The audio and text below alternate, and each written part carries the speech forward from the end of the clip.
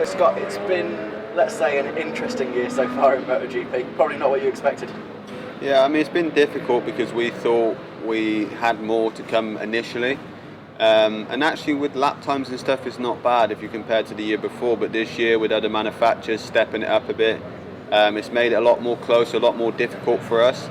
And we've had some high points and we've had some low points, and we're trying to improve every time, every session we go out on the bike. And actually last week in Sachsenring, we've actually managed to take a couple of steps in the right direction. Not being able to achieve what you know you're capable of must be really hard to deal with. It must be really frustrating as a rider. Yeah, it is frustrating because you always expect more. You know, you set targets. Like my target was initially some top 6 results. Top 8 would be really good, and I couldn't do it, and it was frustrating because I know myself I can, but I just couldn't get what I needed from the bike at the time. So we've had to work really hard, and I think finally we're starting to get a bit of a breakthrough. And like last week I said in Sachsenring, when we made a few steps, my confidence started to come back, and unfortunately we didn't finish the race, but I believe now we have a bit more to try and fight for them top 8 finishes. You say your confidence came back. Your confidence must have taken quite a hit in the first half of the season. Yeah, you start questioning a lot of things, even start questioning yourself. Is it the bike? What can't be the bike because other guys are doing it? You know, but the other guys have got more experience, or you know, you have the same setting as them, or you try something like this, and you know, you start running out of situations, and then you say, well, maybe it's me, maybe I just can't ride MotoGP, or maybe I've lost what I used to have. And you know, you do think about that, and I have questioned it, but you have to always forget and take the positives from it. You know, I'm the one here now in MotoGP, and I'm the one that's got myself here, not by luck. You know, it's from performance. So I have to just not question that it's going to be from my side, and we need to just remember that we can do it, and it will come with the time that we have. You know, with this bike, it's one of the most difficult bikes to ride out on the grid. So we're doing our best that we can at the moment. I think if we can get some good results, we can get my confidence back fairly quick. It seems that everything's kind of been stacked against you a bit this year as well, because you know you signed for what you thought was probably the best bike on the grid, and this year the Honda seems to have struggled a little bit. Yeah, I mean, a little bit. I don't know how to say whether it was the right thing or not the right thing. At the time was the right thing to do. You don't know what other manufacturers are going to do. You don't know what changes are going to happen. You don't know if Yamaha, Ducati, Suzuki, Aprilia. You know, you have to just take that gamble. And I mean, at the time it was the best bike out there, and still it is the best bike. You know, the results are still there, and like I say, now I've started to get a little bit the feeling, the potential of the bike. It's not actually as bad as what I've been thinking. It's just we've missed that gelling point for this moment. At some of your lowest points, I guess you might have been thinking, oh God, there's that bike there in front of me. I had a deal that I could have ridden that bike, whether it be a Ducati or whatever. Yeah, I mean, that's things you start to question when you think, is it me, is it the bike, is it this?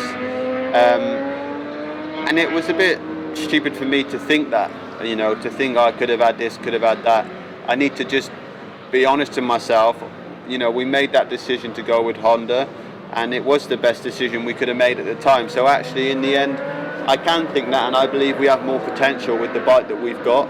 But it does get frustrating when you think maybe it's easier, but a lot of people think that the grass is greener on the other side of the fence, and it's not always true. Must have felt good to come back into your box on Friday morning and see P3 next to your name. Yeah, it was good to actually see something like that, you know, to actually be, oh nice, I'm in the top 5, you know, I'm actually 3rd. Okay, I was behind Danny, but I've been behind good riders through the season, and I couldn't hold on to them, and I've got that feeling with the bike that I could actually hold on to them a little bit. And again in the FP4 I was 3rd, you know, behind Mark a couple of laps, but with used tyres, something that we struggled with. So that gives me confidence that I can actually stay with them a little bit, not 3 corners and they're gone. So that was definitely confidence boosting, and also alone. You know, I wasn't in 13th, 14th position. I was actually like 7th, 8th, 5th, you know, and I was battling a little bit through the session. So that's what built my confidence up. I guess if someone was just take a quick glance at the results sheet, they'd think, oh, it was another bad weekend for Scott Redding, but it really wasn't, was it? I think you got caught out qualifying and then slipped off in the race. Yeah, I mean, if you just look at it in a big picture, then you probably say, oh, it wasn't a good weekend, but you know, that's why I'm not that disappointed, because the weekend actually was really good, but it was just a race, you know, like Texas. We had a really good weekend, and then I lost it in the first lap, and that was a little bit being a bit eager, and just wrong place, wrong time. In this situation, I had no problem whatsoever entering the final corner at Sachsenring, but in the race, just was gone. And I was actually really gutted, because it was one of the fewer times this season where I've gone into the race thinking I can actually be competitive for a good result. So, you know, and the problem also being is the qualifying. You know, with these factory bikes having a soft tyre, it makes it very difficult for me. You know, we don't get that soft tyre, so I'm going against people that are similar level, and then they go and get an advantage. So we need to really work from the summer break on, is not to be in that situation. And, you know, every good rider knows the qualifying can make a big difference to the race. You seem to be much more upbeat after the Sachsenring. How important is it to have had that good start to the weekend rather than, say, a weekend like Assen before the summer break? Yeah, that's what I said to a couple of guys. You know, I'm not picking myself up off the floor every session. You know, I'm actually coming in wanting to go out and get the best of the bike, not thinking, I'm going to have to go, you know, tussle this thing round for 30 laps, or, you know, fight my way around, and you don't really enjoy it. I actually felt like I started to enjoy to ride the bike because I had the potential back. And then if it was Assen, I'd have been going in the summer break really not in a great place. But after just getting that little breakthrough, it's given me much more motivation to get every little detail right for the second part of the season. So what are your plans for the summer break? What do you do to relax in the 4 weeks you've got off?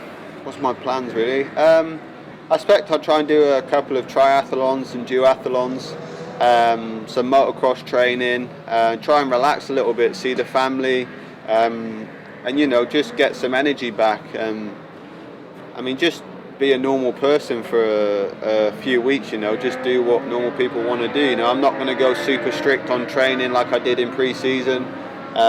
Definitely going to be training hard, but I mean, I'm going to just enjoy it and just start to enjoy the last part of the season and enjoy to do what I love doing. And then there is a lot left of the season, nine races, some circuits that you've gone very well at in the past. There's still a lot to show, isn't there? Yeah, I mean, there is circuits at the beginning of the season what I'm normally good at, but, you know, I've just struggled. But definitely the second half, we have some circuits where I feel good, you know, like Indy, Brno, Phillip Island, you know, Silverstone. We've got many circuits that still feel good, but if you don't have a good feeling with the bike, you can anyway forget it. I mean, Sachsenring has been one of my not so favourite circuits, and actually had one of the most best weekends. So it just goes to show, with the feeling you have, you can change a lot on how you're going to finish up.